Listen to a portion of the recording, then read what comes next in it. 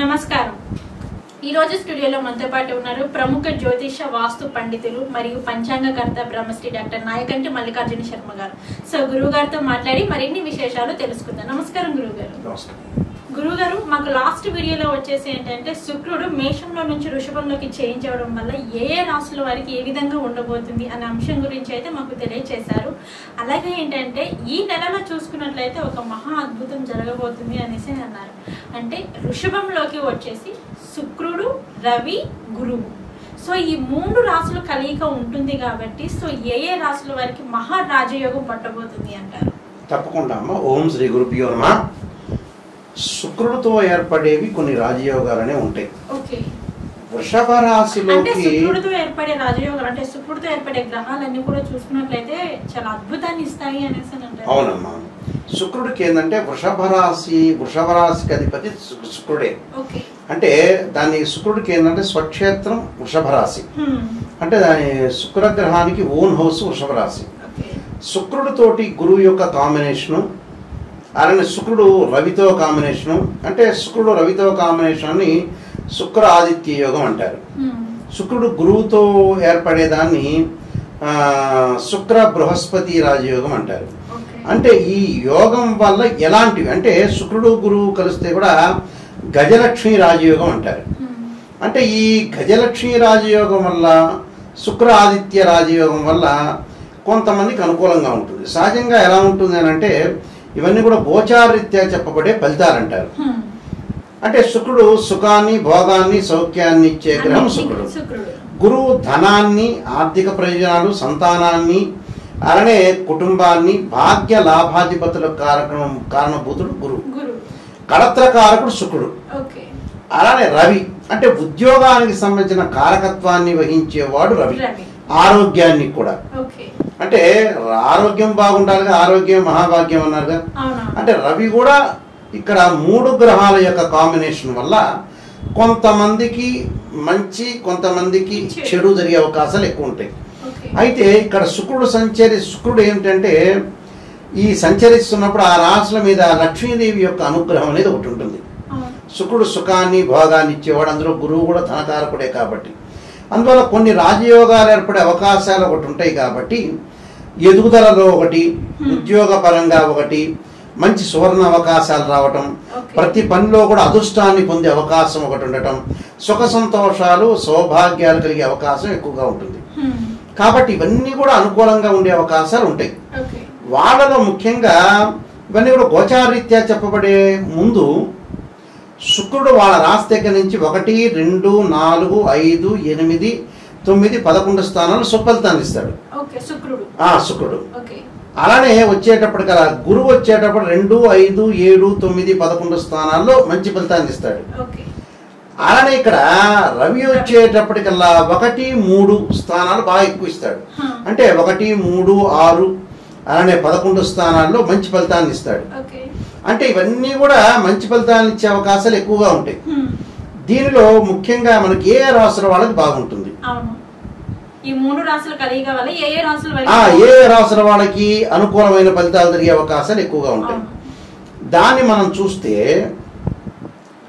ఇక్కడ ఈ మేషరాశి వాళ్ళకి మనం ముందుగా వెళితే శుక్రుడు యొక్క సంచారం వల్ల కొన్ని శుభ ప్రయత్నాలు, నూతన ఉద్యోగ అవకాశాలు, వ్యక్తిగత జీవితంలో ఆనందము, అలానే ఆదాయం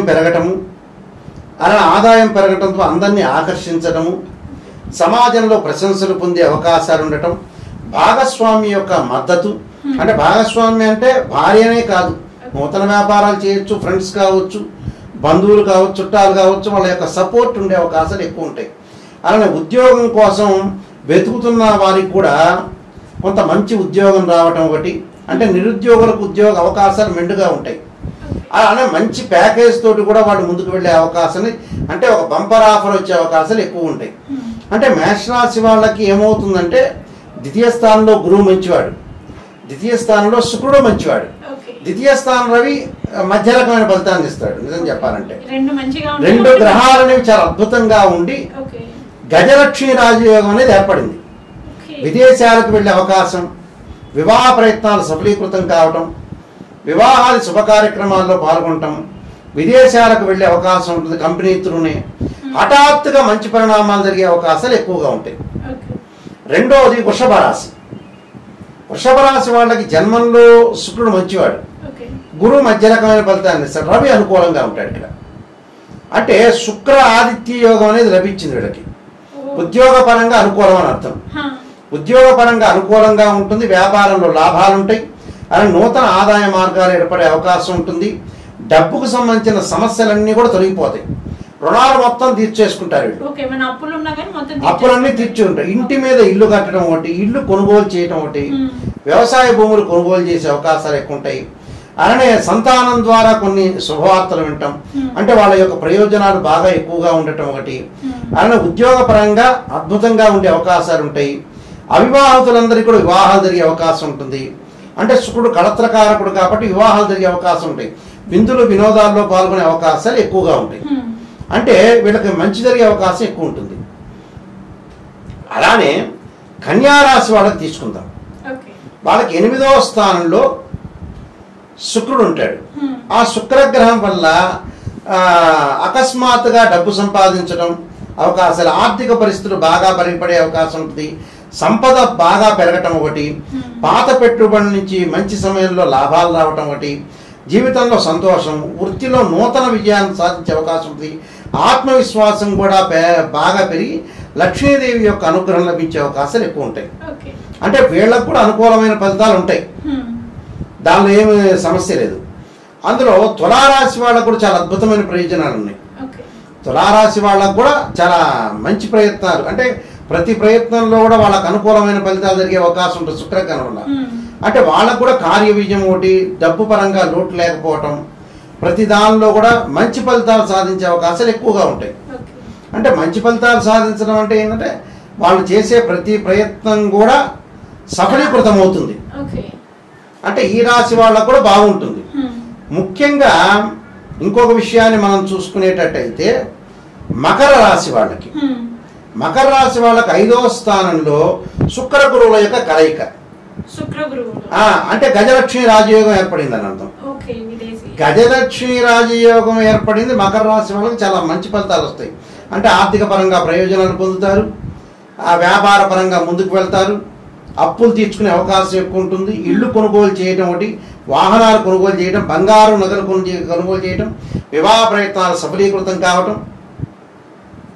అంటే ఇవన్నీ కూడా వాళ్ళకి విదేశాలకు వెళ్ళే అవకాశం ఉంటుంది. సంతానం ద్వారా కొన్ని శుభవార్తలు ఉంటాం. జీవితంలో వాళ్ళు ఏదైతే కోల్పోయారో అవన్నీ కూడా ఈ నెలలో కలిగే అవకాశాలు ఎక్కువ ఉంటాయి ప్రయత్నం చేస్తే. అంటే వాళ్ళు అనుకున్నంత ఆశించినంత విజయం సాధించే అవకాశం ఉంటుంది. పోటీ పరీక్షల్లో కూడా విద్యార్థులు విజయం సాధించే అవకాశాలు ఎక్కువ ఉంటాయి. అంటే ఈ మకర రాశి వాళ్ళకి మంచి ఫలితాలు జరుగుతాయి అని అర్థం.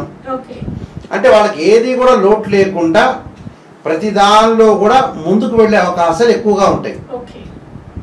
అంటే వీళ్ళకి అనుకూలమైన ఫలితం, అంటే గజలక్ష్మి రాజయోగం ఏర్పడింది మకర రాశి వాళ్ళకి.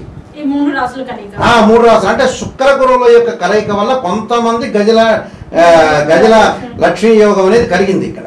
అంటే గజలక్ష్మి యోగం కలిగిన వాళ్ళు మకర రాశి వాళ్ళు కూడా, వీళ్ళకు కూడా అనుకూలమైన ఫలితాలు జరుగుతున్నాయి.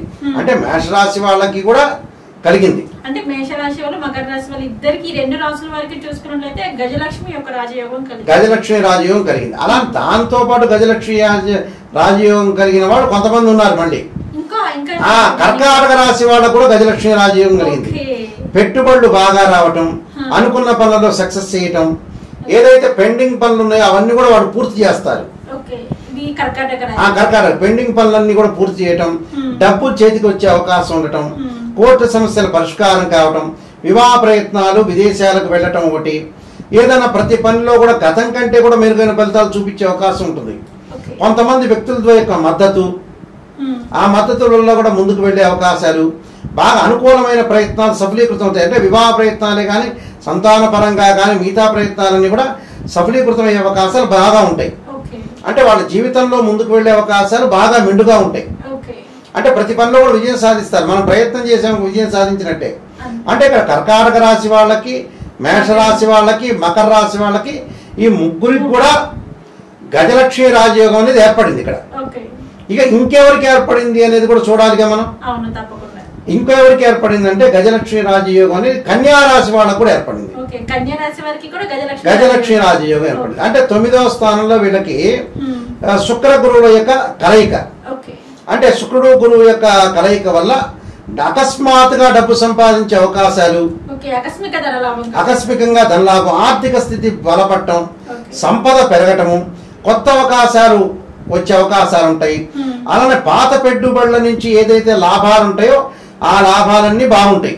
జీవితంలో సంతోషము, వృత్తిలో నూతన విజయాలు, ఆత్మవిశ్వాసం పెరిగే అవకాశం ఉండటం, వివాహ ప్రయత్నాలు సఫలీకృతం కావటం, గతంలో ఎవరైతే డబ్బులు ఇవ్వలేదో అలాంటి వాళ్ళందరూ కూడా వచ్చి డబ్బులు ఇచ్చే అవకాశాలు ఉండటం, విదేశాలకు వెళ్ళటం, విదేశాల నుంచి ధనం రావాల్సిన వ్యక్తులందరూ కూడా ఆ ధనం వీళ్ళకి చేరటం ఒకటి. అలానే ఇంటిలో గృహ ఉపకరణ వస్తువులు కొనుగోలు చేయటం ఒకటి. అంటే వీళ్ళందరికీ కూడా అనుకూలమైన ప్రయత్నాలు జరుగుతాయి. అంటే ఈ రాశి వాళ్ళకి, అంటే ఈ రాశి వాళ్ళకు కూడా లక్ష్మీదేవి యొక్క అనుగ్రహం లభిస్తుందని అర్థం. అంటే ఈ గజలక్ష్మీ రాజయోగం అనేది వీళ్ళందరికీ కూడా వాళ్ళకి మంచి ఫలితాలు జరిగే అవకాశం ఎక్కువ ఉంటుంది. అంటే మకర రాశి వాళ్ళకి, మేషరాశి వాళ్ళకి, కర్కాటక రాశి వాళ్ళకి, అలానే కన్యా రాశి వాళ్ళకి, అంటే ఈ నలుగురికి గజలక్ష్మీ రాజయోగం ఉంది. చాలా మంచిది. ఇంకా మిగతా యోగాలు మనం అనుకున్నాం చూసారా, శుక్ర ఆదిత్య యోగం. శుక్ర ఆదిత్య యోగం అనేది కొంతమందికి మాత్రమే ఉంది, కొన్ని రాశుల వాళ్ళకే ఉంది. ఆ కొన్ని రాశి వాళ్ళకి వచ్చేటప్పటికల్లా ముఖ్యంగా మనం చూసుకునేటట్టయితే వృషభ రాశి వాళ్ళకి అనుకూలంగా ఉంటుంది. అలానే మీనరాశి వాళ్ళకి మేనం, మేషం, వృషభం వాళ్ళకి శుక్ర ఆదిత్య యోగం అనేది ఒకటి ఉంది. మీనరాశి వాళ్ళకి శుక్ర ఆదిత్య యోగం అని చెప్తారు. అంటే శుక్రుడు రవి యొక్క కలయిక వాళ్ళకి మంచిది. వాళ్ళకి ధనం సంపాదించడం ఒకటి, పేరు ప్రఖ్యాతలు రావటం ఒకటి, అలానే గౌరవ మర్యాదలు బాగా పెరగటం ఒకటి, అలానే స్త్రీ సౌఖ్యం ఒకటి, వివాహం అయ్యే అవకాశాలు, సుఖము, భోగము, సౌఖ్యం అనుభవించే అవకాశం బాగా ఎక్కువ ఉంటుంది వీళ్ళకి. అంటే అనుకూలంగా ఉండే అవకాశాలు ఎక్కువ ఉంటాయి. విదేశాలకు వెళ్లే ప్రయాణాలు, వృత్తిపరంగా వాళ్ళకు అనుకూలంగా ఉండటం, మంచి ఉద్యోగాలు రావటం, స్థానచలనం కావటం ఒకటి, భార్యాభర్తల యొక్క సౌఖ్యత, అవమానాలు లేకుండా వాళ్ళకి అన్ని విషయాల్లో కూడా అవమానాలు, గతంలో ఏదైతే అవమానాలు ఉన్నాయో అవన్నీ కూడా తొలగిపోయి అంటే క్లీన్ చీట్ గా వెళ్ళే అవకాశాలు ఎక్కువగా ఉంటాయి. శుక్రాదిత్య అంటే మీనరాశి వాళ్ళకు కూడా ఈ యోగం అనేది కలిగింది అక్కడ. అంటే వీళ్ళకు కూడా అనుకూలమైన ఫలితాలు జరిగే అవకాశాలు ఎక్కువ ఉంటాయి. అయితే ఈ యోగాల వల్ల చాలా మంచి జరిగే అవకాశాలు ఎక్కువగా ఉంటాయి. అయితే ధనుస్సు రాశి వాళ్ళకు కూడా మంచి యోగం అనేది ఉంది.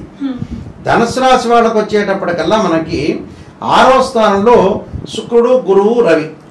అంటే శుక్ర రవి యొక్క కలయిక వల్ల వీళ్ళకు కూడా మంచి యోగం ఉంది, శుక్రాదిత్య యోగం. దానివల్ల ఏంటంటే మంచి సుఫలితాలు జరగటం, జీవితంలో పురోభివృద్ధి కలగటం ఒకటి, అలానే వృత్తిపరంగా జీవితంలో చేసే పనులన్నీ కూడా ఆశించినంత ఫలితాలు ఉండటం, ఇంట్లో ధార్మిక కార్యక్రమాలు, శుభ కార్యక్రమాల్లో పాల్గొనటం, పోటీ పరీక్షల్లో ఘన విజయం సాధించే అవకాశం ఉంటుంది, భాగస్వామ్య వ్యాపారం ద్వారా మంచి లాభాలు కలగటం ఒకటి, వివాహ ప్రయత్నాలు సఫలీకృతం కావటం, ఆరోగ్యపరంగా గతం కంటే కూడా అనుకూలమైన ఫలితాలు కూడా ధనుస్సు రాశి వాళ్ళకి బాగుంటుంది.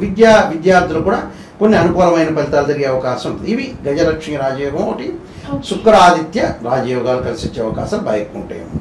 ఓకే గురువు గారు, అంటే శుక్రుడు, రవి, గురుడు కలయిక వలన సో ఏ రాశుల వారికి బాగుంటుంది, ఏ రాశుల వారికి బాగాలేదనే అంశం గురించి అయితే మాకు తెలియజేశారు. అలాగే ఏంటంటే నేను మీకు లాస్ట్ వీడియోలో కూడా నేను అడిగాను కదా గురువు గారు, మిమ్మల్ని మనకి ఎంత బాగున్నా కానీ బట్ మన జాతకంలో ఎక్కడో ఒక చోట మనకి చిన్న లోపం అనేది ఖచ్చితంగా మనకి కనిపిస్తూ ఉంటుంది. సో అట్లాంటి మన జాతకంలో చిన్న లోపం ఉన్నా కానీ దానికి వీరు ఎటువంటి పరిహారం చేసుకుంటే బాగుంటుంది? వాడు కనకదారా స్తోత్ర పారాయణం చేయటం ఒకటి, దానితో పాటు తత్పురుషాయ మహాదేవాయ ధీమే తన్నో రుద్ర ప్రచోదయాత్ అనే మంత్రాన్ని చక్కగా రుద్ర మంత్రాన్ని చదువుకోవటం వల్ల కూడా ఇలా మంచి జరిగే అవకాశం ఉంది. అలాగే సూర్య నమస్కారాలు చేసుకోవాలి. ఆదిత్యాయుధ్యే శాస్త్రకిరణాయ ధీమే తన్నో సూర్య ప్రచోదయాత్ అనే మంత్రాన్ని, సూర్యుడు యొక్క నమస్కారాలు చేయటం వల్ల కూడా మంచి సుఫలితాలు జరిగే అవకాశం ఖచ్చితంగా ఉంటుందమ్మా. ఓకే గురుగారు, ఈ నెలలో చూసుకున్నట్లయితే ఈ 3 గ్రహాల యొక్క కలయిక వలన ఏ రాశుల వారికి మహా అద్భుతంగా ఉండబోతుంది అనే అంశం గురించి అయితే మాకు చాలా చక్కగా తెలియజేశారు. ధన్యవాదాలు గురువు గారు. నమస్కారం.